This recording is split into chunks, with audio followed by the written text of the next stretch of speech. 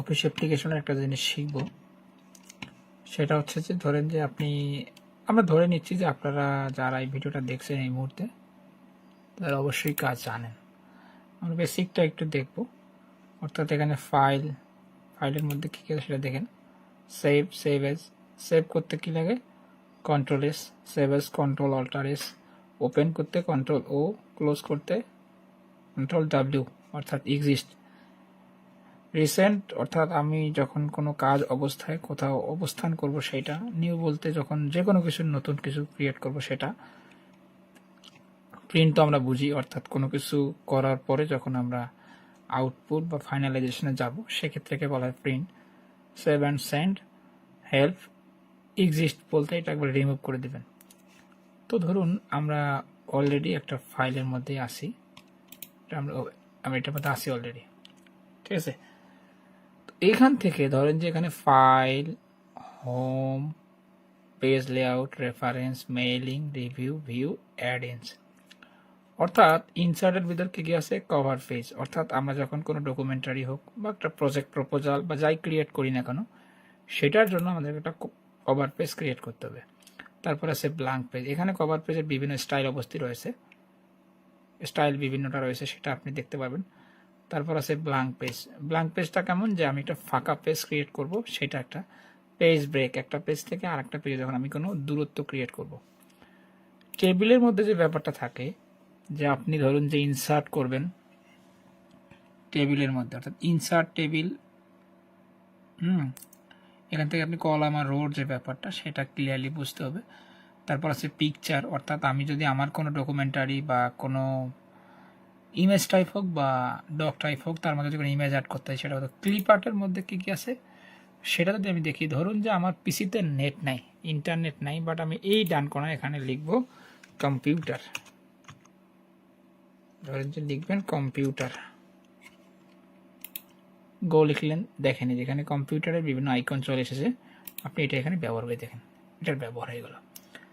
Same জিনিসটা আবার যদি ইনসার্টে আসে একটা পিকচার অ্যাড করবেন, আমার ধরেন যে ডেস্কটপে যদি কোনো পিকচার থেকে থাকে, ধরেন যে এটা আমি অ্যাড করব, এটা এখানে দিলেন, ইনসার্ট হয়ে গেছে, ঠিক আছে।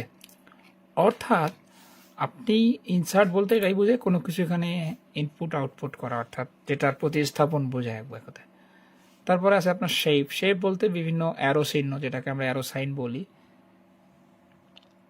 এইগুলোকে বোঝায়। তারপরে আছে স্মার্ট আর্ট। স্মার্ট আর্ট বলতে বোঝায় গ্রাফ টাইপের, অর্থাৎ ধরুন যে আপনারই বলা হয়েছে আপনি এটা কোনো পরিসংখ্যান করেছেন, সেইটা আপনি উপস্থাপন করবেন, সেই ক্ষেত্রে আপনি এটা এইভাবে করবেন। চার্টে বোঝায় কেমন? যে আমরা ধরেন যে কোনো প্রকার রানের গ্রাফ বা ইনপুট আউটপুট বা ডাউন বা মার্কেট ফল ডাউন এরকম ব্যাপারগুলো, সেটা আমরা এইভাবে বুঝাবো। তারপরে আসেন যদি আমরা পেজ লেআউটে আসি, মার্জিন আছে, কালার আছে, ফন্টস আছে, ইফেক্ট আছে, তারপরে ওরিয়েন্টেশন আছে, সাইজ আছে, কলাম আছে, ব্রেকস আছে, লাইন নাম্বার, তারপরে হাইপার টেনশন, এটা আছে, ওয়াটারমার্ক, একটা গুরুত্বপূর্ণ বিষয়। অর্থাৎ আপনি যখন ধরেন যে কোনো একটা ডকুমেন্ট ক্রিয়েট করে মানুষজন এটাকে ফটোকপি করতে পারে বা পারে না, বা নকল করতে না পারে, সেক্ষেত্রে যেন আমরা জলছাপ দিতে পারি সেটাকে বোঝানো হচ্ছে। পেজ কালার, যেই পেজটা কাজ করবো সেই পেজের একটা কালার, এই যে আমরা একটা পেজের কালার দিয়ে দিলাম, সেটা একটা ব্যাপার। পেজ বর্ডার, ধরেন যে এটার একটা বর্ডার দিব আমরা, বর্ডারের বিভিন্ন স্টাইল আছে, এটা দিলেন, এটা কত মোটা হবে সেটা দিলেন, তারপর ওকে দিলেন, দেখেন একটা বর্ডার ক্রিয়েট হয়ে গেছে, ঠিক আছে। আপনি যদি মাইক্রোসফট অফিস অ্যাপ্লিকেশনও সুন্দরভাবে রপ্ত করতে পারেন বা আয়ত্ত করতে পারেন, সেক্ষেত্রে আপনি এই জিনিসটা দিয়েও কিন্তু সুন্দর মতো একটা প্রজেক্ট হোক বা যে কোনো কিছুর ক্রিয়েট করতে পারেন, কিন্তু আপনাকে সেই ব্যাপারটাকে সুন্দরভাবে রপ্ত করতে হবে, জানতে হবে। যদি আপনি সেটা সুস্থ মতো বা সুন্দরভাবে নিজের ভিতর এই স্কিলটা অ্যাড করতে পারেন, তাহলে আপনি অনলাইন থেকে হোক বা ফ্রিল্যান্সিং বা আউটসোর্সিং মার্কেট থেকেও কিন্তু অনেক ধরনের কাজ করতে পারবেন। ধরেন যে আপনার ক্লায়েন্ট যদি আপনি টাইপ করতে পারেন ডাটা এন্ট্রির কাজ, শুধু ডাটা এন্ট্রির কাজ করতে পারলেও কিন্তু আপনি ফাইবার, আপওয়ার্ক, ফ্রিল্যান্সার বা বিভিন্ন যে মার্কেট প্লেস রয়েছে সেখান থেকে কিন্তু ইনকাম করতে পারবেন।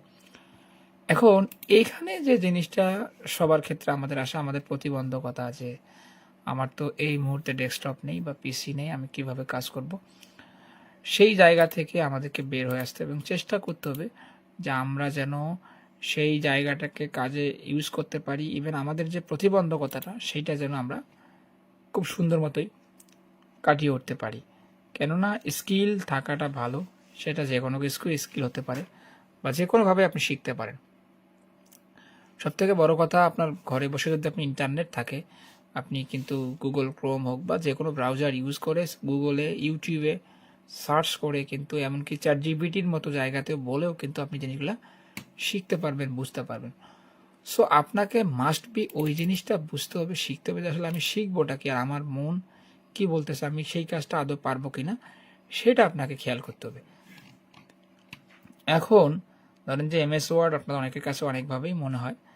কম্পিউটার শেখার যে একটা প্রসেস, দুটা জিনিস, অর্থাৎ অন আর অফ, হয় আছে নতুবা নেই। বাট কিন্তু আপনি ধরেন যে এই কম্পিউটার চালাবেন, আপনি যদি মাউসে রাইট ক্লিক করে রিফ্রেশ করতে জানেন, সেটা একটা সেটিং। দিস পিসি এখানে ক্লিক করলেন, করার পর দেখেন এখানে দুইটা বাটন আছে, একটা ডান দিকে একটা বাম দিকে। সো আপনার একদিকে যাচ্ছেন, এটার দিকে দেখেন, এখন কিন্তু আর রাস্তা নেই, দেখেন এখন আর রাস্তা নেই। তাহলে ইজি, সেখান থেকে আমি ব্যাক হয়ে আসি, সেখান থেকে আমি ব্যাক হই। তার মানে কম্পিউটারের দুইটাই অপশন, হয় এদিকে যান নয় ওদিকে যান, হয় আছে নতুবা নেই। এই যে দুইটা সত্তার উপর ডিপেন্ড করে এই কম্পিউটার চলে বা চালানো হয়। সো আপনি আমি যে যাই করি বা শিখি, কাজ শেখার যেটা মূল ফ্যাক্টর সেটা হচ্ছে যে আপনাকে ছোটোখাটো ব্যাপারগুলো, অর্থাৎ ধরেন যে এখানের যে শর্টকাট প্রোগ্রামগুলো রয়েছে, বা একটা পিসির যে বেসিক জিনিস, কোন জিনিস কোথায় থাকে, কোনটা কী কাজে লাগে, কোন সফটওয়্যার কোন জানে ব্যবহার করা হয়, কোন সফটওয়্যারের ব্যবহার বিধি কী, সেটাতে কীভাবে বলে, কোনটা ব্রাউজার, কোনটা ইন্টারনেট, কি ইন্টারনেট কীভাবে চলে, ইন্টারনেট কীভাবে কাজ করে, হ্যাঁ, এই ব্যাপারগুলো যখন আপনি জানবেন, বুঝবেন, তাহলে কিন্তু আপনি একটা অবস্থান করবেন। ধরেন যে আপনি কোনো কিছুর এক্সটেনশন দেখে যদি আপনি আইডেন্টিফাই করতে পারেন যে এই জিনিসটা কী, ধরেন যে এটা একটা ইমো। এখন আপনি যদি অ্যান্ড্রয়েড ইউজার হন, সেক্ষেত্রে আপনি কখনো তো আর এখানে প্লে স্টোর পাবেন না, এখানে আপনাকে সব কিছু গুগল থেকে নিতে হবে। আবার যদি অ্যান্ড্রয়েডে গিয়ে আপনি গুগলের সফটওয়্যার পাবেন, সেটাও হবে না। সো আপনাকে এই যে কমন জিনিসগুলো, এইগুলো আপনাকে জানতে হবে। ধরেন যে এটা একটা আমার প্রোডাক্টের ইমেজ, হ্যাঁ, প্রোডাক্টের ইমেজ। আমরা যদি এটা ওপেন উইথ, এটা হচ্ছে না, ওয়েট, ধরেন যে আমরা যদি ওপেন উইথ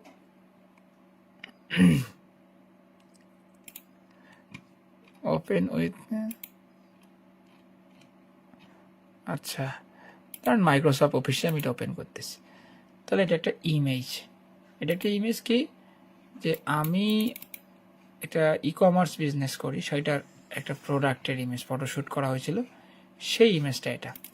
এখন এইখানে আরও ইমেজ রয়েছে বারবার, কিন্তু আপনি চাইলে এই দেখেন এখানে জুম ইন আছে, জুম ইন করেন, আপনি এটা চাপে কত দূর জুম করবেন দেখেন।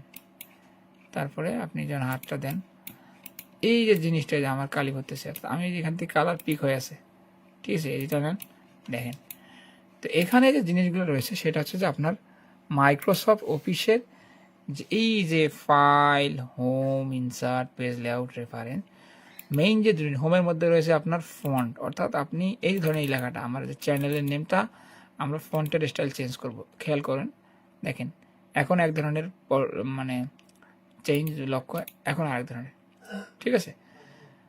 তারপরে ফরম্যাট পেইন্টার, পেস্ট বলতে কোনো কিছুকে কপি করে সেটা ওই জায়গায় ফেলানো, সোজা বাংলায়। অর্থাৎ ধরুন যে আপনি এটা কপি করলেন, কপি, কিবোর্ড থেকে কন্ট্রোল সি প্রেস করেও কপি করতে পারবেন, মাউসে রাইট ক্লিক করলেও কপি করতে, যে কোনোভাবেই করা যায়। তারপরে এটা হচ্ছে সাইজ, এটার সাইজ কত আছে এখন 72, আমি এটা কমাই দিলাম 50 করে দিলাম, দেখেন 50 করে দিছি, ছোটো যাচ্ছে এটা। তারপরে ধরেন যে এখান থেকে সুপারস্ক্রিপ্ট, সাবস্ক্রিপ্ট, অর্থাৎ একটা সূত্র লিখবেন আপনি গণিতের, a plus B all square plus 2ab plus B square, এটা একটা a2 যোগ b2, অর্থাৎ H2O, পানির যেটা সংকেত, সেইটা একটা ব্যাপার। এখানে আপনি আপনার ফন্টের স্টাইল, বোল্ড, বিতে বোল্ড, আইতে ইতালিক, ইউতে আন্ডারলাইন, এবিসিতে দিতে এ স্টাইল, মানে মাছ দিয়ে কাটা, ঠিক আছে।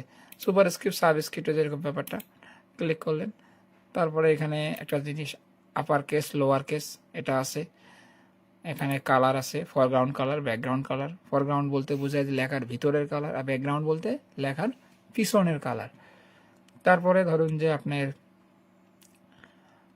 এখানে একটা জিনিস অ্যালাইনমেন্ট, ডাব্লিউতে শর্টকাট কমান্ড যখন শিখবেন, বা একটা ক্লাসে আমি অবশ্যই কম্পিউটারের যত ধরনের শর্টকাট কমান্ড রয়েছে সেইগুলো নিয়ে কথা বলবো, মাস্ট বি, সেটা একটা ব্যাপার।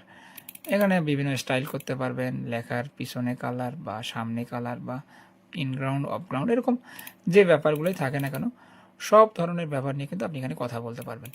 তারপর এখানে আসে ধরেন আপনার কোনো একটা প্রশ্ন বা নৈর্ব্যক্তিক ক্রিয়েট করতেছেন, সেক্ষেত্রে আপনার যে বিভিন্ন স্টাইল লাগে, সেক্ষেত্রে ধরেন যে এই স্টাইলটা দিলেন, একটা এন্টার দিলে আরেকটা এরকম হবে ক্রিয়েট।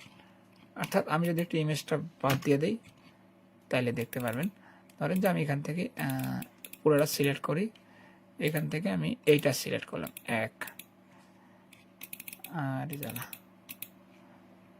এইটা থেকে আমি এটা সিলেক্ট করতেছি, ঠিক আছে। আরেকটা দেন, মানে এই যে একটা স্পেসটা দিলে একটা ক্রিয়েট হবে।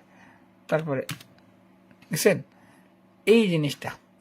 তারপর এটা আপনি নাম্বারিং করতে পারবেন, ABCD, যেটা মন চায় সেটা করতে পারবেন। আরও যদি মনে হয় যে এটা করবেন, এরকম নাম্বারিংটা আপনি করতে পারবেন। এখান থেকে আপনি লেখাটার অনায়াসে একটা ফরম্যাটিং করতে পারবেন, হ্যাঁ, এটা করতে পারবেন, মানে বিভিন্নটার বিভিন্ন স্টাইল রয়েছে, সেটা আপনি করতে পারবেন। সো এইভাবে আমরা যদি পার্ট পার্ট করে কোনো একটা সেকশন নিয়ে প্রত্যেক দিন কাজ করি বা প্র্যাকটিস করি, তাহলে কিন্তু আমরা এই মাইক্রোসফট অফিসের যে ভয়ভীতিটা সেটা আমরা কিন্তু কাটাই উঠতে পারবো। সো এই জিনিসটাও কিন্তু আপনাদের সবাইকে বুঝতে হবে, ঠিক আছে। এই যে ব্যাপারগুলো রয়েছে, এই জিনিসগুলোতে আপনারা কিভাবে শিখবেন বা কিভাবে করবেন, সেইটার জন্যই মূলত এই টিউটোরিয়ালটা করা, যাতে আপনাদের সবার হেল্প হয়, বা 1 বাই 1 বা পার্ট পার্ট করে পুঙ্খানুপুঙ্খানুভাবে শিখতে পারেন। ভালো লাগলে অবশ্যই চ্যানেলটি সাবস্ক্রাইব করবেন এবং লাইক, কমেন্ট, শেয়ার করে পাশে থাকবেন।